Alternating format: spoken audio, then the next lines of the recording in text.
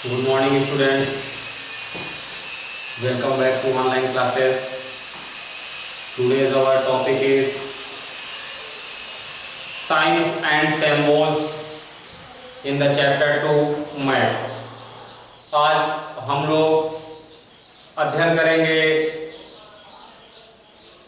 Science and symbols पर, मतलब कि चिन्ह और प्रतीक चिन्हों पर हम लोग चर्चा करेंगे। जैसा कि हम लोगों ने अपने सेकंड चैप्टर मैथ में मानचित्र वाले चैप्टर में हमने पढ़ा मानचित्र को पढ़ने के लिए, उसको समझने के लिए कुछ महत्वपूर्ण चीज़ों का जानकारी होना जरूरी है, जिसमें हमने जाना डायरेक्शंस। पहला चीज डायरेक्शंस का मतलब दिशा होता है। मानचित्र पे कौन सा दिशा किस साइड पर होता है, ये जानने में डायरेक्शन से हमको हेल्प मिलता है। तो डायरेक्शंस को हमने लास्ट एपिसोड्स में पढ़े। उसके बाद डायरेक्शंस के बाद हमने स्केल्स को पढ़ा, पैमाना। चूंकि धरती पर दो शहरों के बीच की दूरी ज्यादा होती है, लेकिन मानचित्र पे वो छोटे छोटे दिखाई देते हैं, सो पैमाना निर्धारित किया जाता है, जिससे कि एक्चुअल डिस्टेंस और मानचित्र के डिस्टेंस का अपना कुछ अध्ययन करके और उसका आकलन लगाया जाता है। तो हमने पढ़ा था स्केल को जानने के बाद हमने पढ़ा था कलर कंपोजिशन। मानचित्र में आप लोगों को कई प्रकार के रंग दिखाई देते हैं। कभी ग्रीन कलर दिखाई देता है, कहीं पर ब्लू कलर दिखाई देता है, कहीं येलो दिखाई देता है, dark yellow, light yellow, dark brown, light brown. इस प्रकार से कलर मानचित्र में होते हैं। तो हमने पढ़ा था कि जो प्लेन्स हैं, प्लेन्स लैंड के लिए जो कलर होता है वो इंडिकेट करता है आपको ग्रीन। जहाँ वाटर बॉडीज हैं, लेक हुआ, रिवर्स हुआ, पॉन्ड्स वगैरह हुए, ओशियंस हुए, इनके लिए ब्लू कलर। ठीक इसी प्रकार से जो जमीन के समतल मैदानी भूभाग से थोड़ा ऊपर उठे हुए जो भूभाग होते हैं पहाड़ों के रूप में, ऐसे को हम लोग येलो और dark brown and light brown जैसे कलरों से इंडिकेट करने का बताया था, उनकी ऊंचाई के हिसाब से जैसा। सो हमने इन कलर कंपोजिशन को पढ़ा था लास्ट एपिसोड्स में। Today's our topic is science and symbols, मतलब चिन्ह और प्रतीक चिन्हों के बारे में जानेंगे।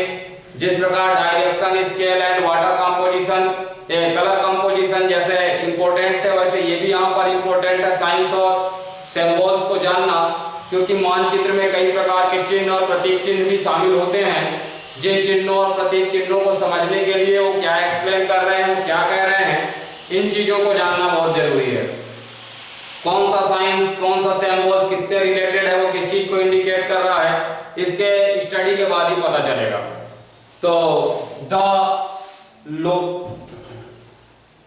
लोकेशन ऑफ ए सिटी और ए town on a map is normally represented by a small circle।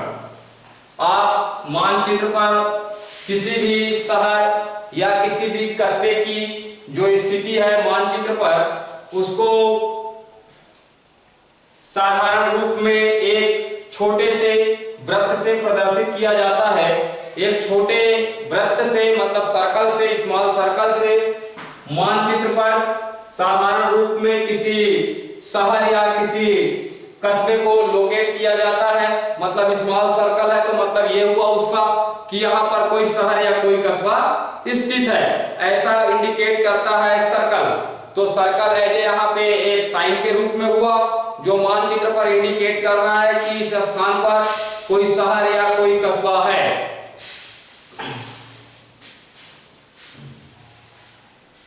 Similarly, इसी समान ही the railway lines, roads, lakes, rivers and various information are shown with the help of signs and symbols।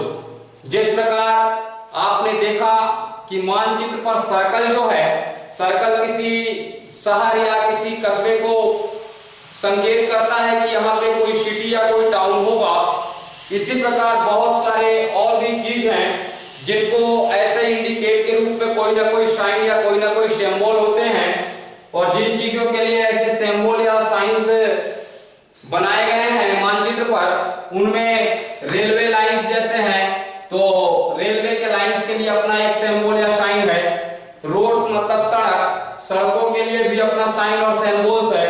अब आप एक ही प्रकार के सड़क तो पढ़े नहीं हैं, 1 क्लास 2 क्लास में आपने अध्ययन किया है कि सड़कें जो है कच्ची सड़कें होती हैं, पक्की सड़कें होती हैं, अंतरराष्ट्रीय सड़कें होती हैं, राष्ट्रीय सड़कें होती हैं, ठीक है, ग्रामीण सड़कें होती हैं, जिला की सड़कें होती हैं, ठीक है, राष्ट्रीय राजमार्ग होते हैं।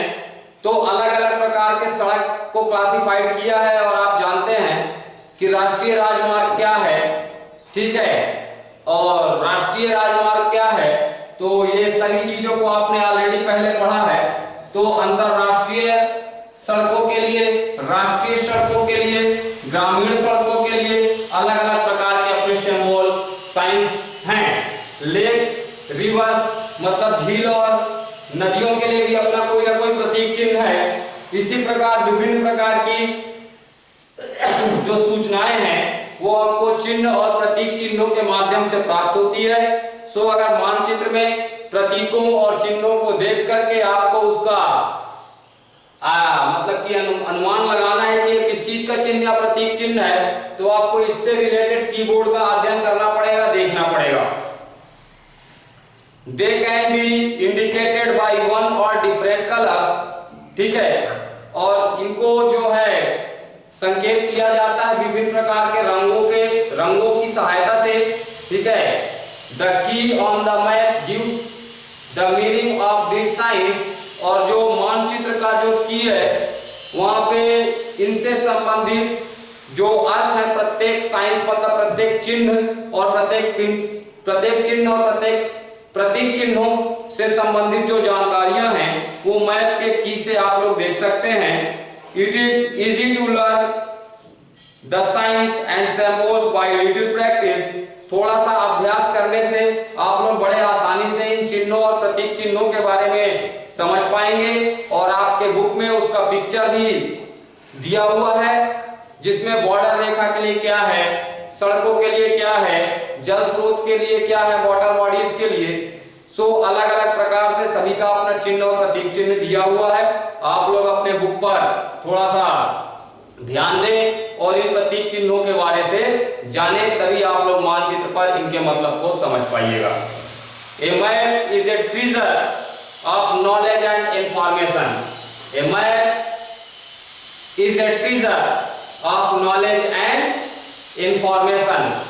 मानचित्र एक खजाना की भांति है ज्ञान और सूचनाओं का खजाना है मानचित्र। खजाना मतलब जहां धन ही धन होता है, कोश ही कोश होता है।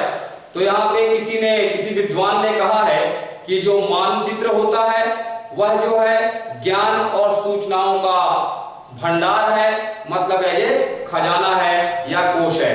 तो इसके साथ अब यहाँ पर अपना यह टॉपिक समाप्त हुआ। साइंस एंड सिंबल्स, इनके बारे में जानने के लिए आप लोग अपने बुक पर जो पिक्चर्स है उससे आप लोग देख सकते हैं।